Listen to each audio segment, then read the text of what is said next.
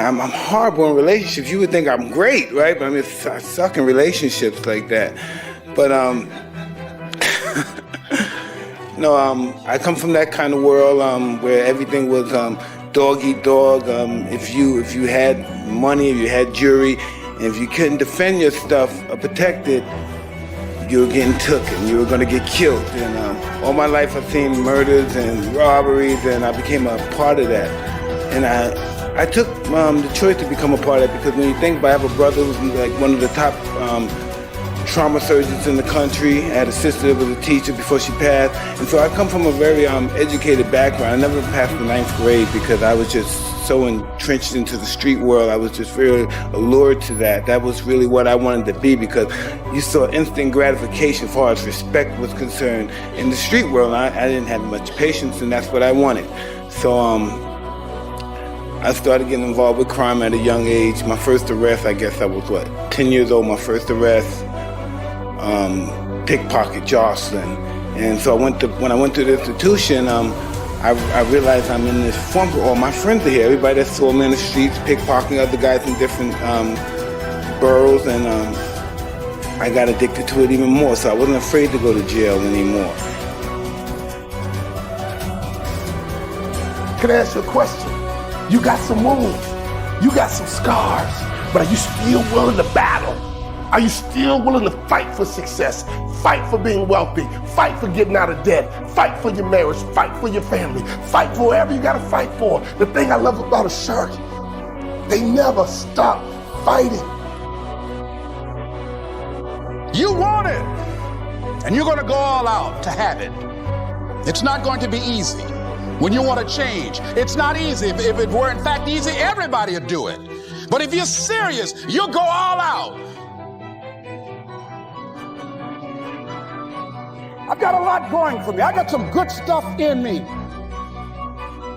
I can bounce back from adversity and reinvent my life. It's possible. Regardless of where I am, the things can get better for me. In your Bentley, you will not outwork me. You will not outwork me. Get up. Act like you playing basketball. Act like you playing football. Compete. That's what bothers me. Many of y'all are not competing. I need effort. Compete. Go to class. I just left the school telling these kids, act like you playing football. Go in that doggone classroom. Compete. Many of you have lost your competitive edge. Get your competitive edge back. I'm not against no other motivational speaker. I'm just competitive. Some of you are not successful because every single time you run up against a trial, every time you run up against a tribulation, you stop and you cut off beast mode. And what I'm here to tell you is, if you tell that thing, I'm here just like you here, and I promise you, I ain't leaving without the degree. I ain't leaving. I will not leave without that goal. I will not leave without that dream. I will not leave this opportunity until I get it. What is more important? So now you know your purpose. Get out there and work on yourself. Work on your happiness. Make it a priority that your happiness is more important than anything.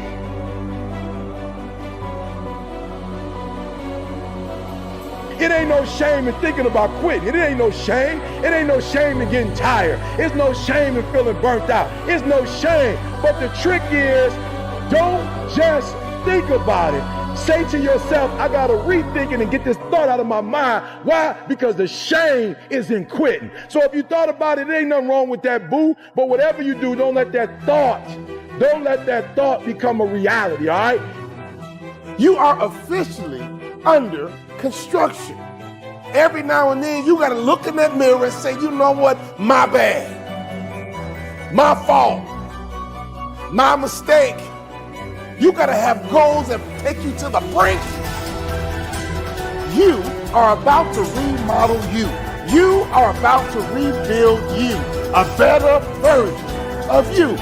I won titles, I had everything in the world, but I still had that darkness in me. I had hundreds of millions, I had money, but I still had that darkness in me. That darkness wasn't out of me yet.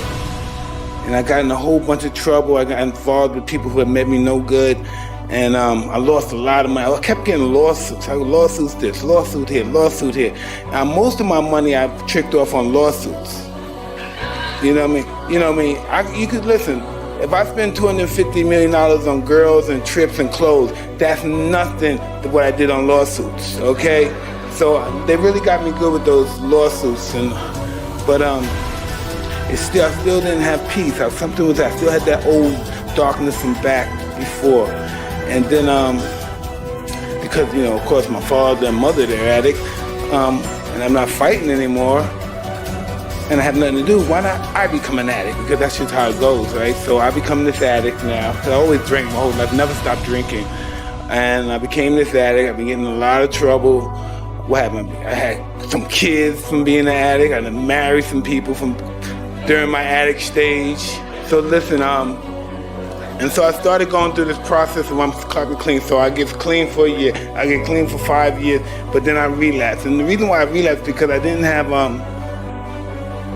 a spiritual awakening. I just wasn't using drugs. You know, I wasn't sober. I just wasn't using drugs and liquor. I just wasn't using, I was miserable, right? So eventually I received that spiritual awakening. And this is, listen, trust me. Listen, when I'm at the height of my career, you know, I don't want to make this long, but listen, at the height of my career, I got, 40 million in the fire, I'm doing this, I'm going, I got boats, I got plans, I got everything. But they wouldn't touch me, a cartoon wouldn't touch me with a 1,000,000-foot pole. Now I got the #1 cartoon on television.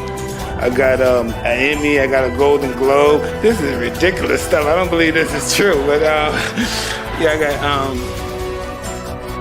I'm not perfect yet, but I'm just trying to get this stuff on track. And I'm just very grateful that my kids are able to go to these schools. And sometimes they tease me because I don't spell as well as they spell. And I'm not advanced scholastically as well as they are. But I'm just happy that I'm able to put them in that position. And they give me a hard time because they think because I do this, they think I do that, they think I'm a show off. But the fact is, if they had my parents, then they would really have something to talk about. I wish he had my father, because my children, believe it or not, I have a 27. They've never received a beating before. I received beatings just by looks. I can remember being in Royal Farms. See, they don't have Royal Farms. You guys remember Royal Farms, right? Real cheap. Just being beaten in the corner because my mother couldn't afford something. I'm really grateful for my life now. I'm really grateful. I'm really Just by the grace of Allah, I just was able to just do this because I chose I was going to be different. I wasn't going to live that life anymore, and I was going to be the person I wanted to be. And everything I was doing in my past life, you know, I was champ, I had money, that prevented me from being the man that I wanted to be. And I could pretty much say I'm on a course of being the person I want to be. I have dignity, I have self-respect, and anybody can just look at me and see what I'm doing.